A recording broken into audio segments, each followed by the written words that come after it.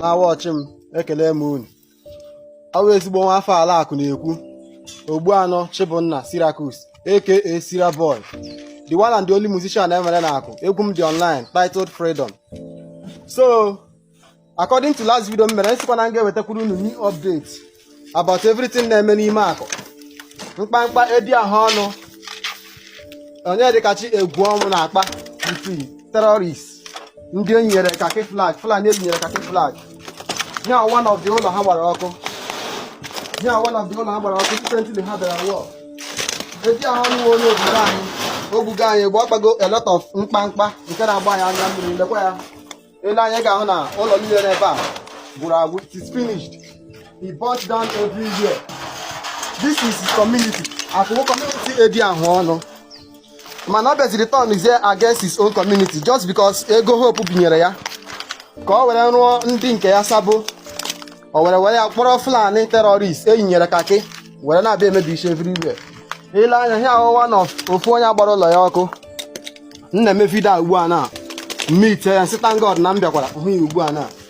So nna m abatara village sị ka m bịa m investigate everything na-eme. So were sị ka m bịa megodi video a were kọwakwara mba ụwa na ndị akụ niile ihe na-eme n'obodo anyị were nwara ka ọ gwakwa ha na mkpamkpa niile na arụ niile a na-akpa n'obodo a wu edi ahụ ọnụ onye dịkachi egwu ọnwụ na ọwụ nkwa Kọmanda Gentle na-akpa arụ niile a.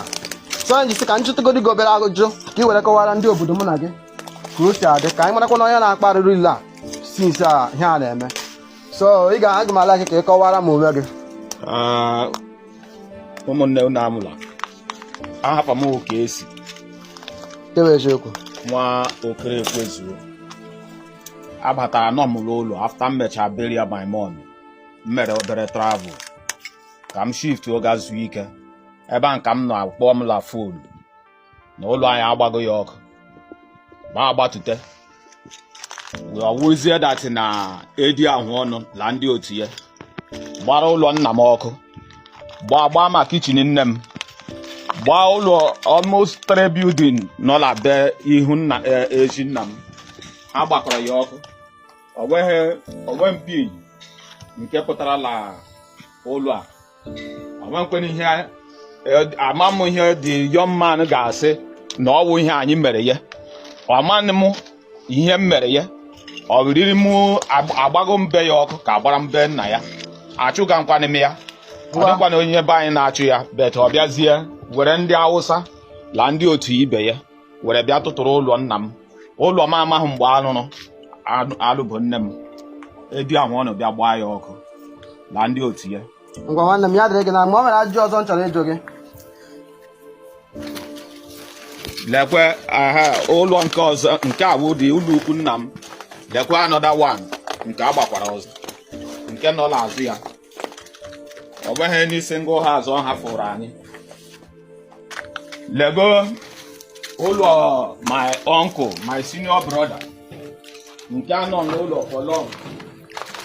Lee ya eji ahụ ọnụ mere anyị ka na ịma wee bụrụ ndị enweghị ụlọ were bụrụ atụrụ enweghị onye nche. Ama m ihe eji ahụ ọnụ si ya mere anyị ma mere ya. Lekwe ma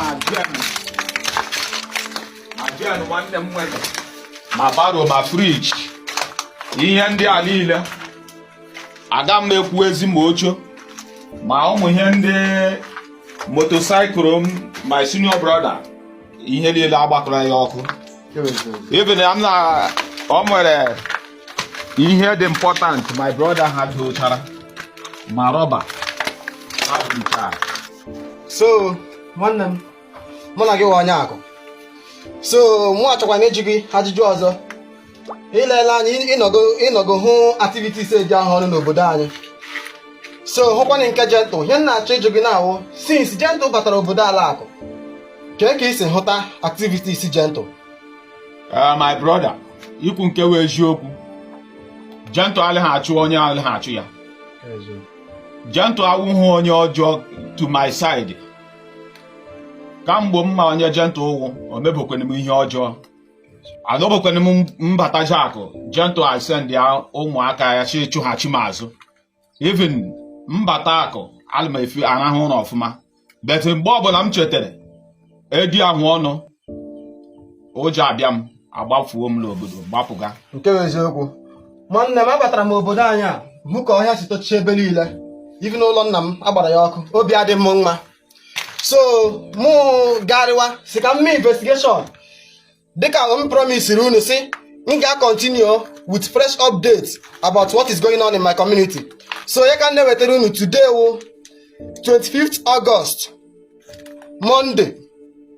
So nwanne m ka m jụọ gị ọzọ because ahụrụ m na otu obodo anyị dị na ọhịa awụ nke ọ dị before.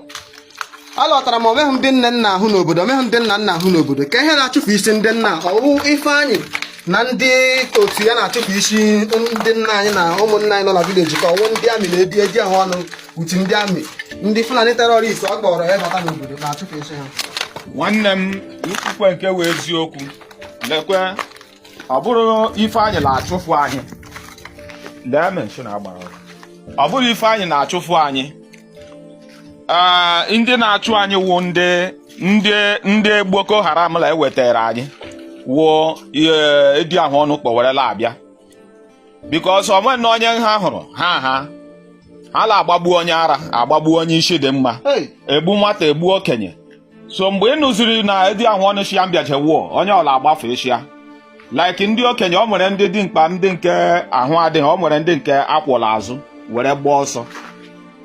My brother ikwu nke wee eziokwu ihe m na-ahụzila obodo anyị na-agba m anya mmiri obi adị m mma ihe nwanne anyị nwoke si ya nwee di ahụ ọnụ were atọ ọnụzi akụ as desire but no problem ihe o metere Jehova ga-akpụkwa ya ọrụ ya ise onye ọbụla onye rụtara Jehova ga-akwụ ya according to otu onye ahụ si wee rụ ya.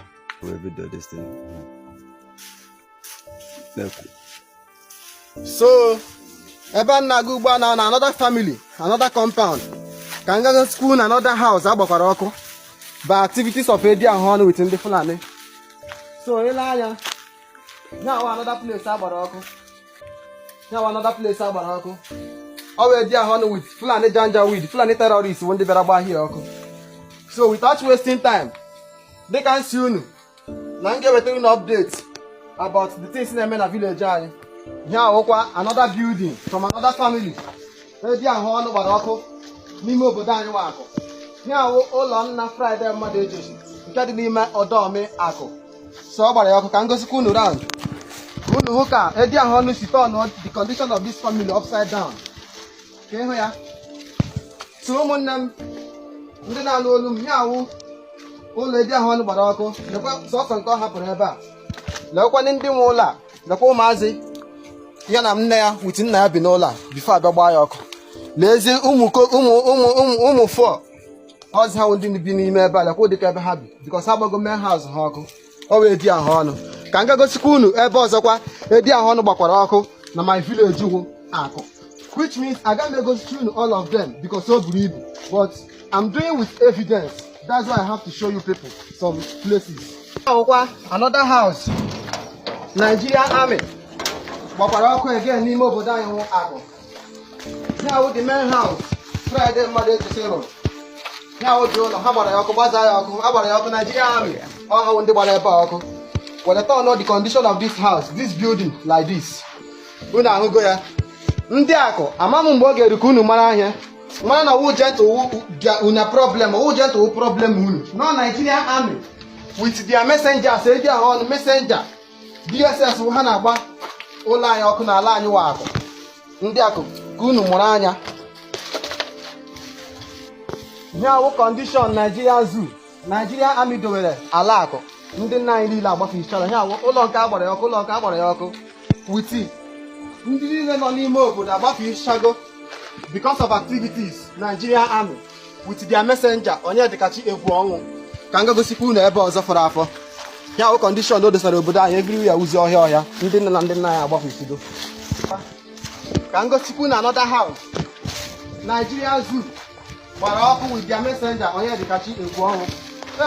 Arụrụ wee gbuo m m batara obodo m anya mmiri na-agba m ọkwa ihugo ya ụlọ mmadụ rụrụ.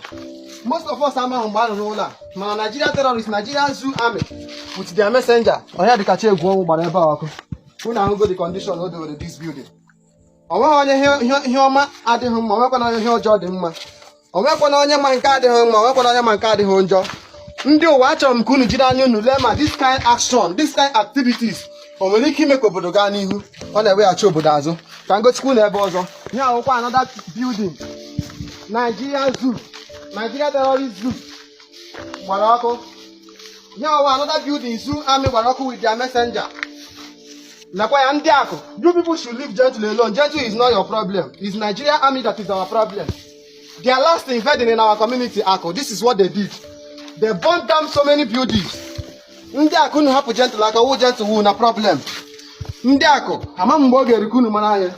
Mana ihe na-asị wụ, anybody na-eche echiche ịkpọbata ndị amị na ala akụ again ka ha bịa biri. Ala akụ ga-eweli onye ahụ. Ndị ichie ga-eweli onye ahụ. Onye ruo ihe ụmụ ya. Ka m ga-gosikwa unu another house. Nigeria Terrorist Army gbakwara ọkụ. Ụfọdụ onye isi ekele m gị. Ịma na onye nwe ọfụma awụ m afọ ala akụ. Gị ọnwa afọ ala akụ. Bika jọs m chọrọ ejikọ ma nke ajụ ka imere m ya ọsịsọ wee. Biko ụlọ gị gbara ọkụ like this ka ndị gbara ya ọkụ. Nigeria Army. Ọkwa ha gbara ya ọkụ. Kee ebe anyị nọ ya ugbu a.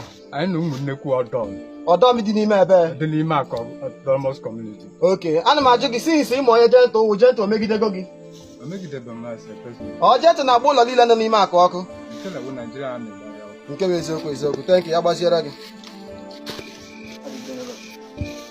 Ụmụnne m ndị ụwa niile ha nwere adị mma. Anyị abịaghịkwa na another building. Nigeria Zoo Army gbara ọkụ. Now another building. You can see how big this house is. This is an old building from olden fashion those days. But this house has been burnt down by Nigeria Terrorist Army. Zoo country by with their messenger. Onye dịkachi ekwu ọmụ ebi ahụ ọnụ. Ọmụ awụsire boy onye eziokwu ana m atọ ụjọ ana m esheke atọ. Mana ndị aka onwe ihe nchọrọ igwu unu ọgụ Biafra ọgụ freedom anwụkwa na ọgụ community. Ihe agbaga awụghị ọgụ community all the whole ala Igbo mana you people take ego personal because unu ka dị confused. Edi ahụ ọnụ onye dịkachi egwu ọnwụ na confuse unu.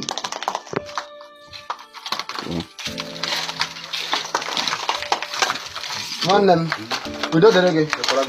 Ịma na onye nwa ọfụma ọmụ awụsira boy nke na-akụ egwu n'ala obodo unu nwa.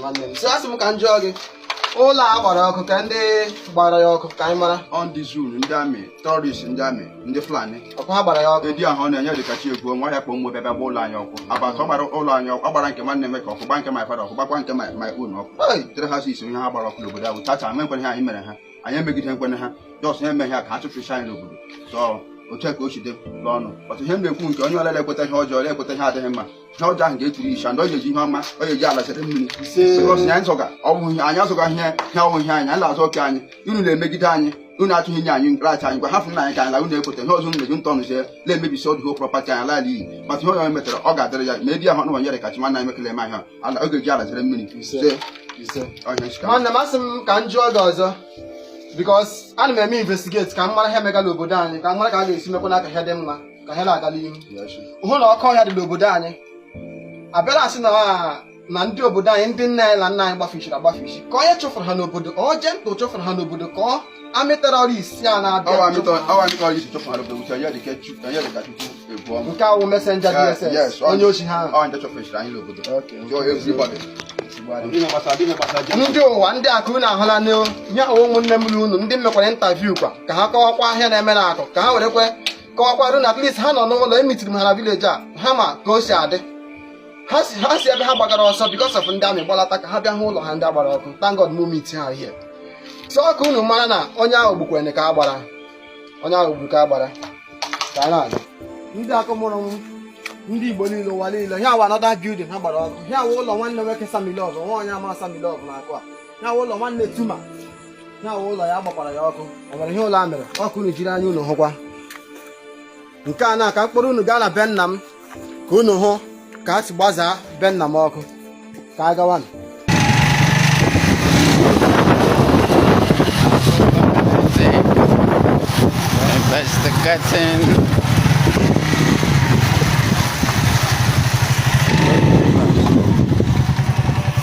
ndị akụ mụrụ m Igbo niile ihe awụ ụlọ nna m ihe awụ otu a si gbazaa ya ọkụ ọnwụkwa Gentle gbara ụlọ nna m ọkụ dịka m gwara unu na m na-eme with evidence that each one that I'm saying I will be proving my evidence. Here are my evidence. Here ụlọ nna m agbara ya ọkụ, nothing was brought out, none of our property was brought out. Ugbu a otogo ọhịa ọ ka ndị akụ were mara na ọwụ Gentle wụ their problem, all Nigerian terrorist army wụ ndị wụ their problem. Amam ihe ọzọ na think, amam ihe ọzọ chọrọ iche. This is the right time for you guys to stand up and know the truth and follow the truth for betterment of our community and Igbo land as a whole. Masị unu na-akụ unu mụrụ anya wee realize ya chee echiche mana na this young man a na-akpọ Onyedikachi egwu ọmụ edi ahụ ọnụ egbugo anyị with his so-called DSS messenger ọ na-arụ were nwee the mind and the gust ịkpọrọ Nigeria terrorist army wee na-abịa agba obodo anyị ọkụ. Look at our place.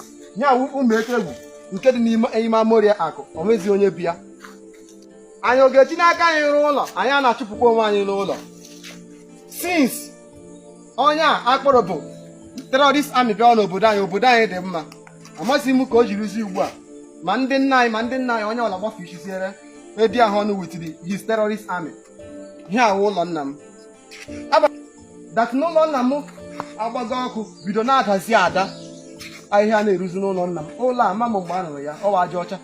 You people will know that this nowadays anaghị eji mud block arụ ụlọ, ozi foreign things. But mgbe ahụ n'ụlọ a amụbeghị m that time mana agbara ya ọkụ, which means agaghị m ahụ ihe ọma ma akpa ihe ọjọọ. O mee ka m ga-esi hụ onye na-emebi obodo masị na Gentle na-emebi obodo. Ndị akụ na Igbo niile, Gentle is a good man. Ọnwụkwa Gentle na-emebi obodo anyị. Ya dịrị unu na mma.